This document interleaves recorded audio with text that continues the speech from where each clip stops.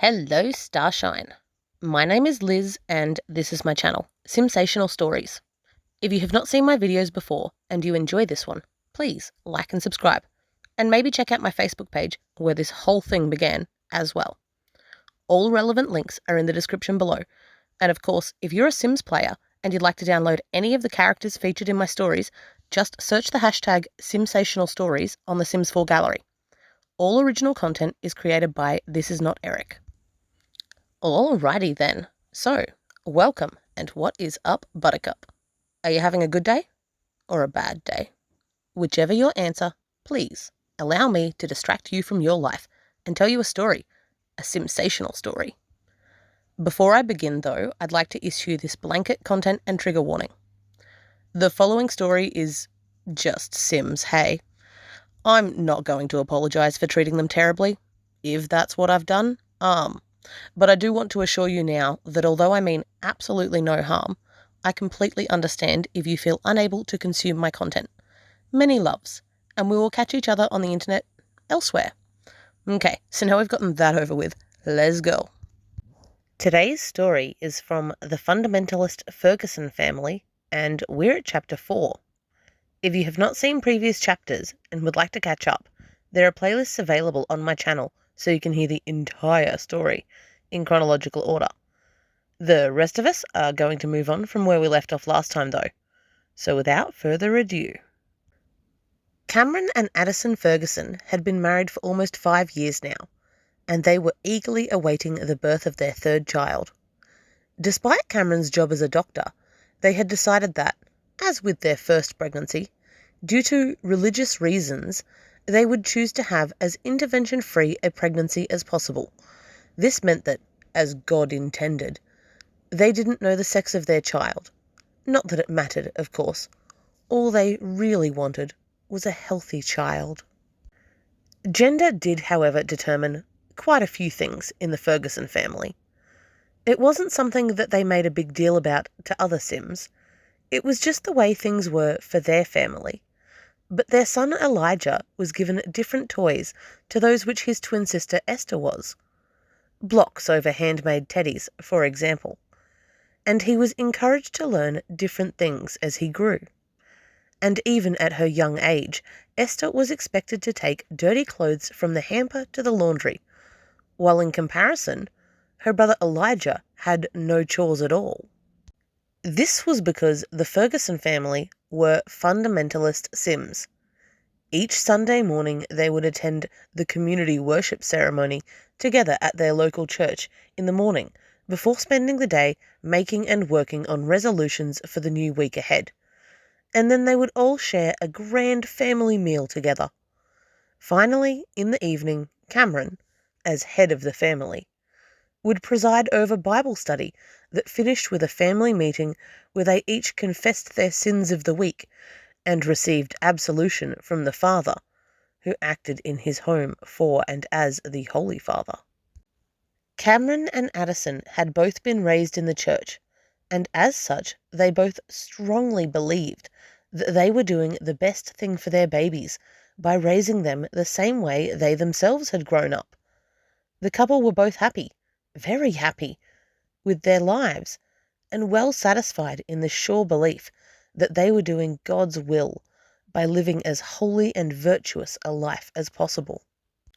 Family life was very important to the Fergusons, and although they celebrated the holidays together as a family, they did so without the mythical Father Winter some other Sims told their children about. Winterfest gifts for the Fergusons were always modest and handmade, and the holiday, for them at least, was more about religion than consumerism. They celebrated in celebration with the Lord, not in spending money. Cameron and Addison's third child, a son they named Edward Ferguson, was born with the new year.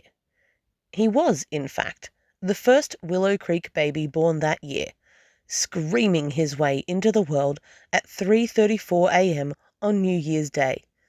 He was the spitting image of his big sister Esther, sharing with her their mother's sapphire blue eyes paired with their father's golden locks. Cameron had even assisted during his birth, which made him feel a strong connection to his second-born son. Addison brought her new son home to meet twins Elijah and Esther eagerly, checking herself out of hospital by 9 a.m. that very same day she had given birth. The twins, who were due to start school soon, reacted well to the addition of a new baby to the household, although Elijah in particular wasn't sure about the whole thing. He'd thought a little brother would be like Esther, his own age and ready to play with him. But all Edward did was sleep and eat. For a while, that's all Addison felt like she could do too. Edward was a very lively baby, and at times Addison wasn't sure she could really manage all this.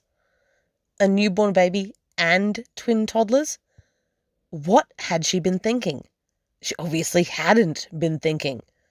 There were so many days where she didn't get much sleep, or any sleep. But somehow she managed all the same. It was an amazing feat, and Cameron assured her regularly that he was amazed by her and it.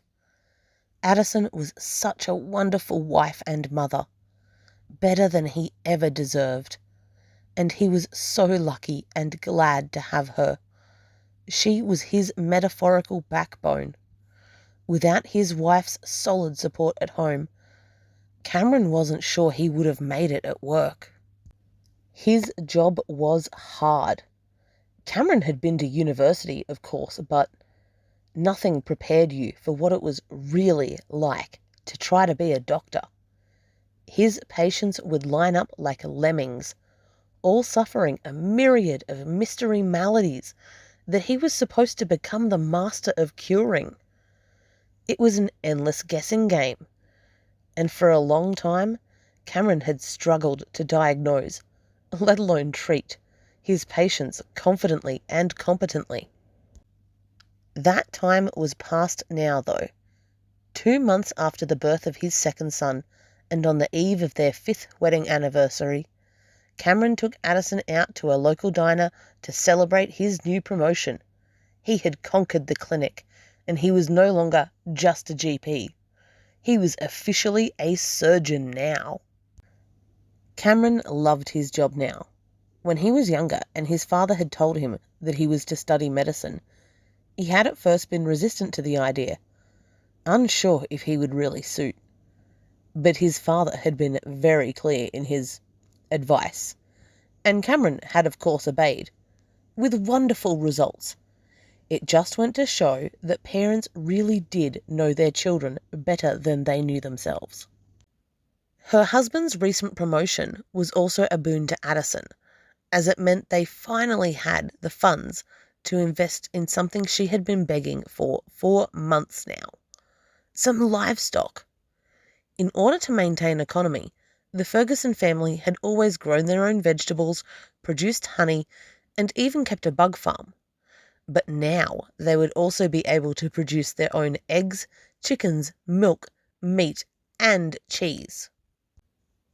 Next in the natural evolution of the Ferguson family history was the twins' shared birthday.